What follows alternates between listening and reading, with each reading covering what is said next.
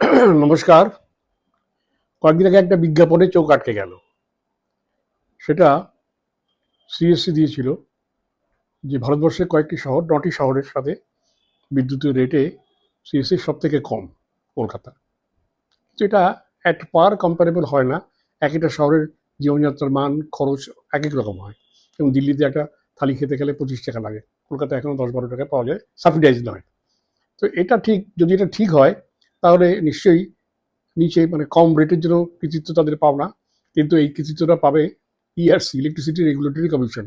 কেননা ভারতবর্ষের আইন অনুযায়ী কোনো বিদ্যুৎ সরবরাহকারী সংস্থা তারা রেটটা ঠিক করে না, এটা ওই নিয়ন্ত্রক সংস্থাই তারা করে থাকে, সুতরাং ক্রেডিট দিতে হলে ওদেরকেই দিতে হবে।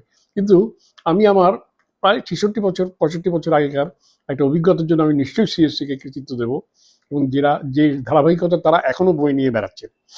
আমাদের আমাদের তখন বাড়িতে ডিসি কারেন্ট ছিল, মাঝে মাঝে কারেন্ট চলে যেত, এবং আমরা আমার থেকে প্রায় 1.5 কিলোমিটার দূরে বিদ্যুতের অফিস, সিএসসি অফিসে নাম লিখে আসতাম, নাম ঠিকানা, এবং একটা কম্পিটিশন হতো যে সাইকেল নিয়ে ওদের লোক আগে বাড়িতে আসবেন, আমি আসবো, বেশিরভাগই আমি হাঁটতাম। তো এই ধরনের একটা প্রম্পটনেস সিএসসি ছিল।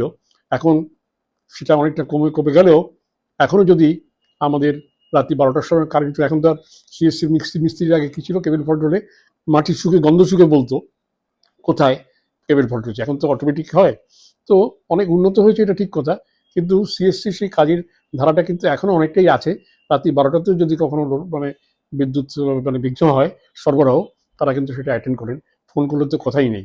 সুতরাং এই এই যে এফিসিয়েন্সি, যে এইটা, তাতে কিন্তু আমি তাদেরকে পুরো কৃতিত্ব দেবো, এবং ভারতবর্ষে তারা রেটের দিক থেকে সবার নিচে, কিন্তু পরিষেবার দিক থেকে আমার মনে হয় সব থেকে ভালো।